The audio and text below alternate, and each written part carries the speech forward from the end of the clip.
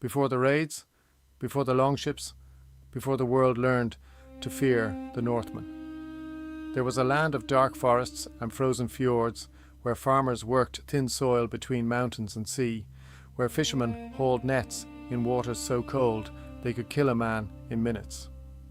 To the rest of Europe, this land barely existed. No Roman legion had ever marched there, no Christian missionary had ever preached there. The people who lived along these coasts were invisible to the civilized world, and yet quietly, in their workshops and on their shorelines, they were building something that would change the course of history.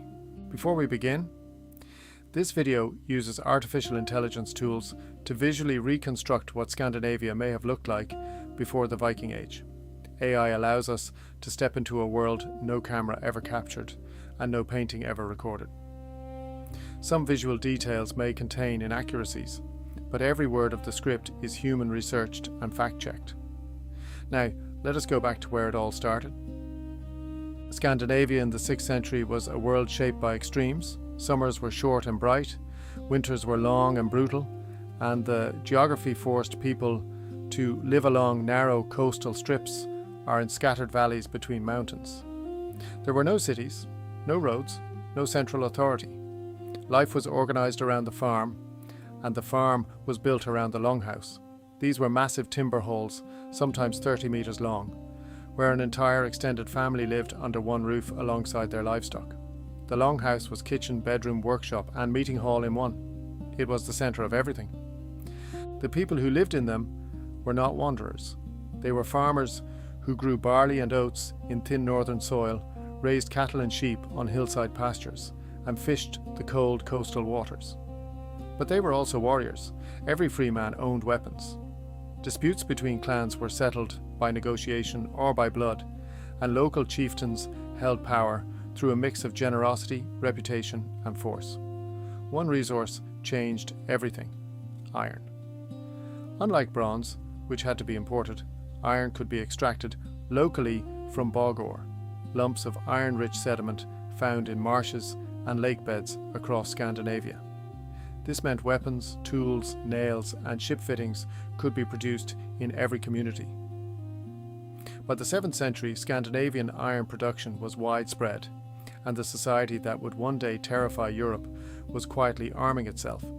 The Scandinavians worshipped gods who looked like themselves, flawed, violent, cunning and mortal.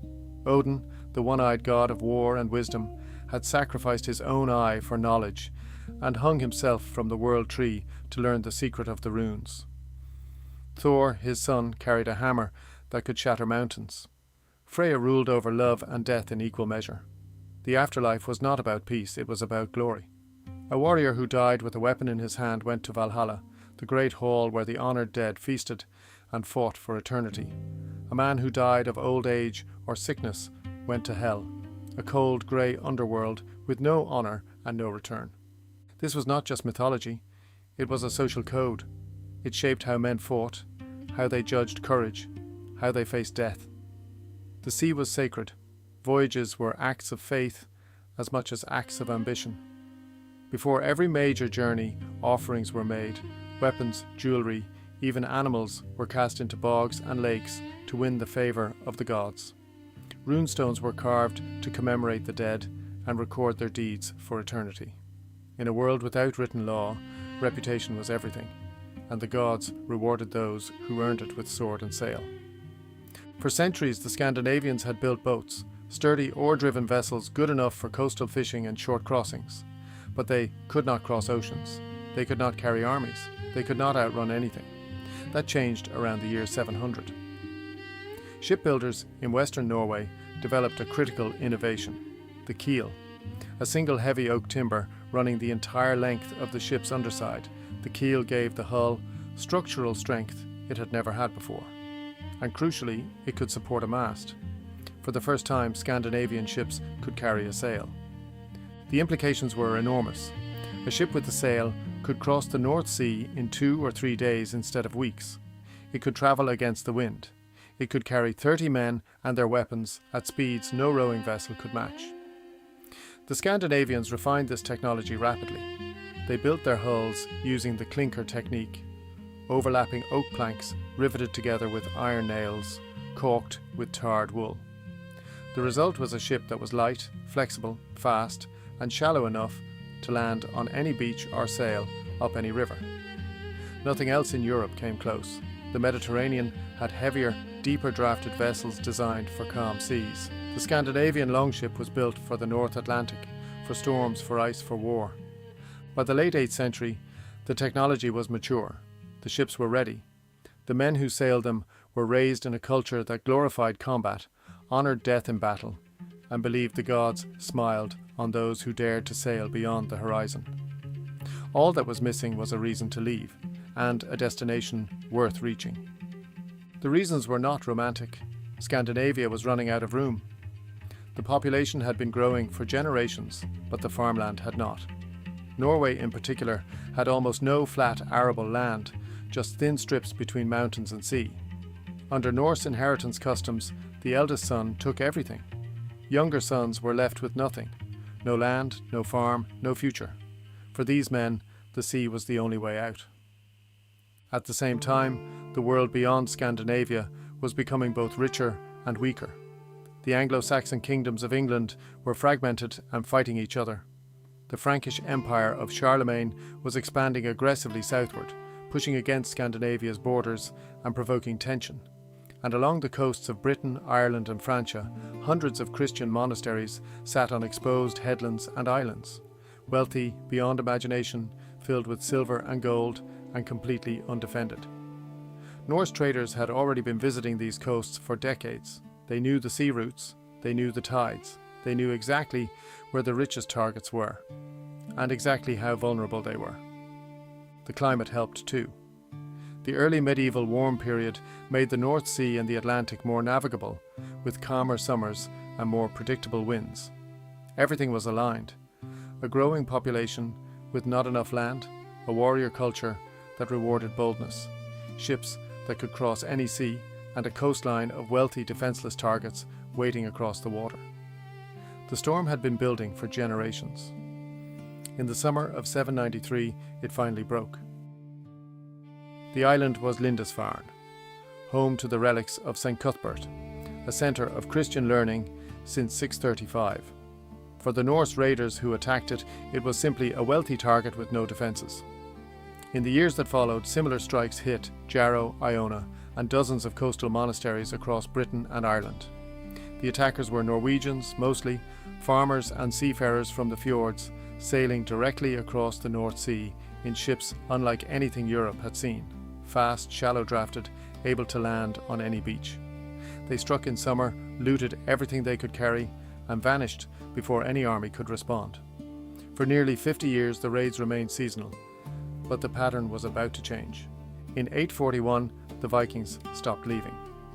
On the banks of the River Liffey in Ireland, Norse warriors established a permanent fortified camp, a long fort, on the site where Dublin Castle stands today, overlooking the dark tidal pool the Irish called Dublin. It was the first lasting Viking settlement in Western Europe. Dublin quickly grew into something the Norse world had never built before, a true town and soon the largest slave trading hub in the Western world. 4 years earlier, in 845, a Viking fleet had sailed up the Seine and forced the king of the Franks to pay nearly 3,000 kilos of gold and silver just to make them leave. The message was clear: these were no longer summer raiders. They were conquerors, settlers, and founders of kingdoms. In 865, everything escalated. A massive coalition of Scandinavian warriors, the Anglo-Saxon Chronicle called them the Great Heathen Army, landed in East Anglia with a single purpose: to conquer England. Led by figures like Ivar the Boneless and Halfdan, the army swept north. Within 2 years, York had fallen and been renamed Jorvik, the first Viking kingdom on English soil. Then Northumbria collapsed, then East Anglia, then Mercia. Kingdom after kingdom fell like dominoes. By 876, only one Anglo-Saxon kingdom still stood: Wessex, under a young king named Alfred. In May 878, Alfred defeated the Vikings at the Battle of Edington. The treaty that followed split England in two, the south and west under Saxon law, the north and east under Danish control. That territory became known as the Danelaw. For the first time, Viking rule over English soil was written into law. While Danes and Norwegians carved up the west, Swedish Vikings looked in the opposite direction. They paddled south along the rivers of what is now Russia, the Volga, the Dnieper, dragging their boats overland between waterways, trading furs, honey, wax and slaves for Arab silver and Byzantine silk. These Scandinavians, known to the Slavs as the Rus, founded Novgorod, then Kiev, building the foundations of what would become the first Russian state. Their trade routes stretched from the Baltic Sea to Baghdad and Constantinople. Tens of thousands of Arabic silver coins have been found buried in Scandinavian soil, proof of a commercial network spanning half the known world. Some of these Eastern warriors stayed in Constantinople permanently, forming the Varangian Guard, an elite unit of Norse mercenaries who served as the personal bodyguards of the Byzantine emperor. They were among the most feared soldiers in the medieval world. If you are finding value in this journey through history, you can support this channel by joining as a member. It would mean a lot for its development and help us continue bringing lost worlds back to life. The Vikings never forgot France. In November 885, hundreds of Norse longships sailed up the Seine toward Paris. The siege lasted nearly a year. The Parisians held, defended by Count Odo and the city's fortified bridges. But the Frankish king, Charles the Fat, chose to pay the Vikings £700 of silver rather than fight. The humiliation cost him his throne, but the real turning point came in 911. After decades of raids along the Seine, the Frankish king, Charles the Simple, offered a deal to a powerful Norse chieftain named Rollo, a vast territory around Rouen, in exchange for conversion to Christianity and a promise to defend the region against other Vikings. Rollo accepted. That territory became Normandy, the land of the Northmen. 5 generations later, Rollo's descendant William would cross the English Channel and conquer England. The Norse did not only conquer, they explored. Starting around 870, Norwegian settlers began colonizing Iceland, a volcanic island in the middle of the North Atlantic where no one had lived before. Within decades, they had built farms, established trade, and created the Althing, one of the oldest parliamentary assemblies in the world. Around 982, a man named Eric, called the Red for his hair and his temper, was exiled from Iceland for killing his neighbours. He sailed west and found Greenland, naming it shrewdly to attract settlers. He founded a colony that would survive for over 3 centuries. Then, around the year 1000, Eric's son Leif sailed further still, west beyond Greenland, and reached a land he called Vinland. He built a settlement at what is now Newfoundland, Canada. The Vikings had reached North America 500 years before Columbus ever left Spain. By the turn of the millennium, the Viking footprint covered half the known world, from Dublin to Kiev, from Normandy to Newfoundland, from the markets of Baghdad to the halls of Constantinople. Norsemen had raided, traded, settled, and built. They founded cities that still exist. They opened trade routes that reshaped economies. They forced kingdoms to unite in self-defense, accelerating the birth of nations like England and France. Yet even as the Viking world reached its greatest extent, it was already transforming. Christianity was spreading through Scandinavia. Iceland converted around the year 1000. The old gods were fading, the raiders were becoming kings, the pirates were becoming merchants, and the Norse colonies were blending into the cultures around them. The age of the longship was ending, but what the Vikings built would endure for centuries, and the world they left behind would never be the same. The transformation began in Denmark. Around 965, King Harald, later known as Bluetooth, united the Danish tribes and declared himself a Christian. He raised a massive carved stone at Jelling to proclaim it. Denmark was now a Christian kingdom. This was not just about faith, it was about power. A Christian king gained recognition from Rome, alliances with the Franks and the English, and a legitimacy that pagan chieftains could never claim. Norway followed. In 995, Olaf Tryggvason returned from years of raiding in England, newly baptized, and seized the Norwegian throne. He converted his subjects by persuasion where possible and by force where necessary. He sent missionaries to Iceland, where the national parliament, the Althing, made a remarkable decision in the year 1000. The entire island would adopt Christianity as one to prevent civil war. Sweden came last. Its first Christian king, Olaf, took the throne around 995, but the old gods held on there longer than anywhere else. Norse paganism did not vanish overnight. It faded slowly, unevenly, resisting in the countryside long after the kings had kneeled before the cross. While Scandinavia converted, its warriors delivered one final blow to England.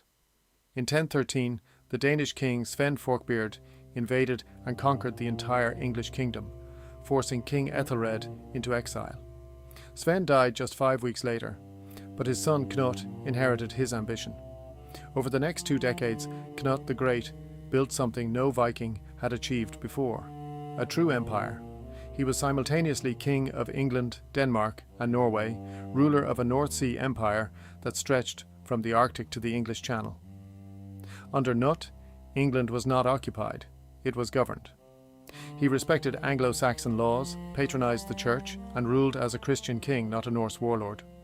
For a brief moment, the Viking world and the Christian world were one and the same. But the empire was held together by one man's force of will. When Knut died in 1035, it fell apart almost immediately. His sons fought over the pieces. Both were dead within 7 years.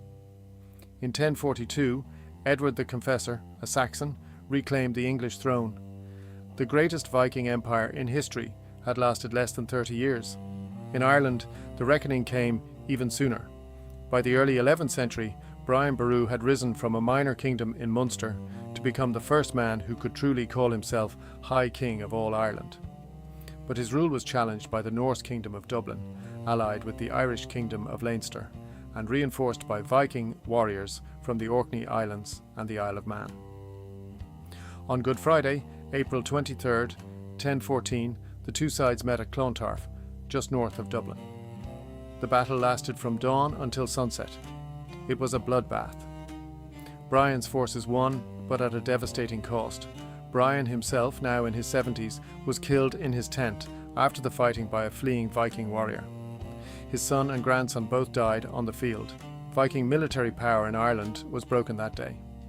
Dublin survived as a Norse-Irish trading city, but it would never again be an independent Viking kingdom. The age of the longship in Ireland was over. If you're finding value in this journey, you can support this channel by joining as a member. It genuinely helps us keep bringing these lost worlds back to life. Half a century later, one man tried to turn back the clock. Harald Hardrada, King of Norway, former commander of the Varangian Guard in Constantinople, veteran of battles across the Mediterranean, believed the English throne was rightfully his. In September 1066, he sailed for England with a fleet of 300 ships and nearly 10,000 men. It was the largest Viking invasion force in a generation. At Fulford near York, Hardrada crushed the northern English earls.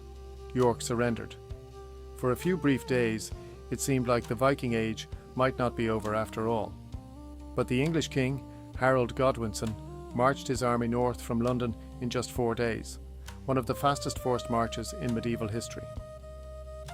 On September 25th, he surprised the Vikings at Stamford Bridge. Hardrada had left his armour behind at the ships.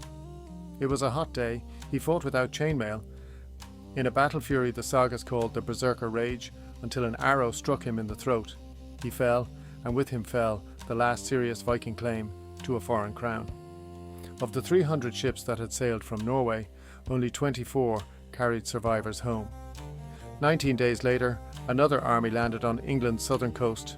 Its commander was William, Duke of Normandy, the direct descendant of Rollo, the Viking chieftain who had been given Normandy in 911. At Hastings, William defeated and killed Harold Godwinson and took the English crown. The Vikings had lost England at Stamford Bridge, but it was other Vikings, transformed, baptized, speaking French, who won it at Hastings. The age was over. The bloodline was not. The Viking Age lasted roughly 270 years. In that time, Norsemen reshaped the map of Europe and beyond. The cities they founded, Dublin, York, Kiev, still stand. The trade routes they opened from Scandinavia to Baghdad, from the Baltic to Constantinople, became the arteries of medieval commerce. Their political legacy endures in ways most people never notice. The Althing in Iceland, founded around 930, is one of the oldest parliamentary institutions in the world. The English word law itself comes from Old Norse. So do the words sky, window, egg, they, and hundreds more, traces of a language spoken by settlers who blended so thoroughly into English life that their words became indistinguishable from the native tongue. In Normandy, the descendants of Rollo built cathedrals and castles, and eventually conquered England, Sicily, and parts of the Middle East.